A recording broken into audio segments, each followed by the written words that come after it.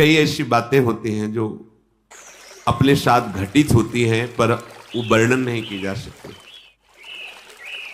वो कोई अहंकार का पोषण करने के लिए नहीं है, वो कृपा का अनुभव करने के लिए। सन्यास वेश था, त्रिपुंड भगवान शिव का लगाए हुए। जब देखा कि वास की बड़ी अव्यवस्था है जहां जैसे, तो मदन मोहन जी का मंदिर ऊपर टीला में गए, एकांत, 2-3 का समय होगा, दोपहर की, कोई नहीं। बहुत रोना, पहली बार ऐसा आया कि ऐसा लग रहा था कि हृदय फट जाए। कुछ महीने हुए थे, लगा वृंदावन छूट जाएगा, क्योंकि हम किसी को जानते नहीं थे, कोई परिचय नहीं था। निश्चय किया कि अब रात की गाड़ी से बनारस चले जाएंगे, घाटों में जीवन व्यतीत करना है। ठीक है, पर एकदम फिर आग लगी। अभी कोई वैष्णव दीक्षा या कोई ऐसा विधान नहीं, पूरे सन्यासी मन में फिर एकदम कि हमें कैसे वृंदावन मिलते। एकदम याद आई कि लाडली जी का वृंदावन, अगर वो चाहें तो वृंदावन। कोई परिचय नहीं, क्योंकि ना तो वाणियों का परिचय था, न रसिकों का परिचय था, बस राधा राधा राधा। और अगर सुन रही हो लाडली जी तो आप कृपा करो, मुझ अधम को, मुझ नीच को भी कहीं एक जगह ऐसा वास दे दो जिससे जीवन आपकी चरण रज में कट जाए। बहुत विकल होकर रोते हैं। कोई उत्तर नहीं मिला, निराश हो गए, नीचे उतरे कि आज रात की गाड़ी से वापस चले गए। नीचे उतरे,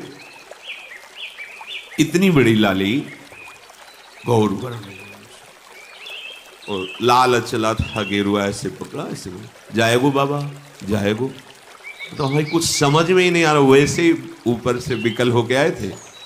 हमारे दिमाग में ऐसा है कि आसपास घर हैं, कोई घर से लाली ऐसा बालक वत्स खेल ऐसे 2-3-4 बार ऐसे घूमी आसपास और खेलते हुए चली गई।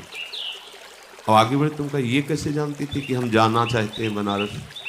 ये लौट पड़े, पूछा कि यहाँ किसी के घर में लाली है?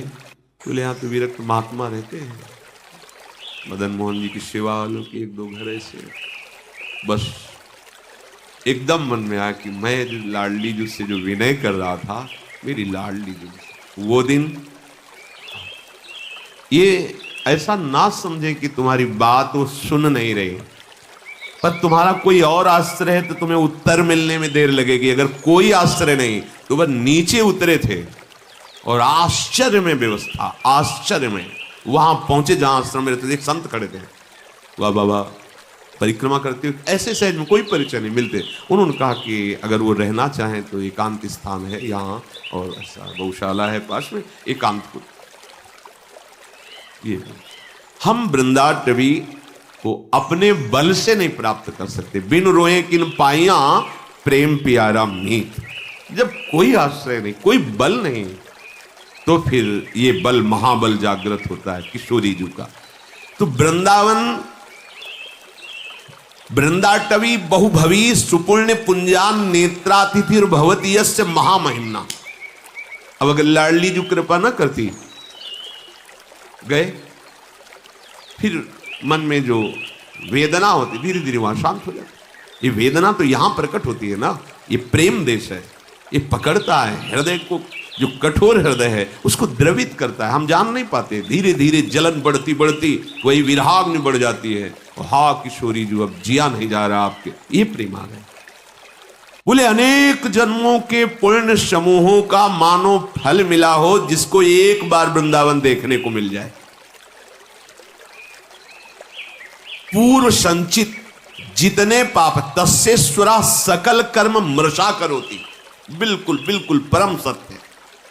जितने पूर्व संचित पाप हैं वो सब वृंदावन भस्म कर देता है। और आगे कह रहे आगामी, अगर आगे कोई अपराध बन जाएगा तो बोले मृषा करोति, बिल्कुल उसे लिखा ही नहीं जाएगा। ये मां है वृंदाटवी।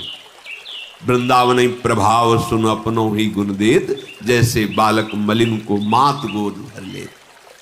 और जो वृंदावन को अपना मान लेता है, कैसे अपना?